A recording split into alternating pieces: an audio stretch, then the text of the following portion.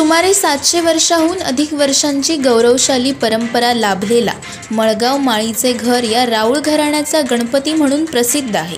या मानाच्या गणपतीचे 7व्या दिवशी सवाद्य मिरवणुकीने थाटात विसर्जन करण्यात आले। या दरम्यान उत्सवात भजन, फुगडी, सत्यनारायण महापूजा, ऋषी पंचमी, गौरी पूजन व विसर्जन असे सांस्कृतिक व धार्मिक कार्यक्रम सादर केले। उत्सवाला मळगाव ग्रामस्थ तसेच गणेश भक्तांनी या गणपतीचे दर्शन घेतले। त्यानंतर भव्य मिरवणुकीने या गणरायाचे थाटात विसर्जन करण्यात आले।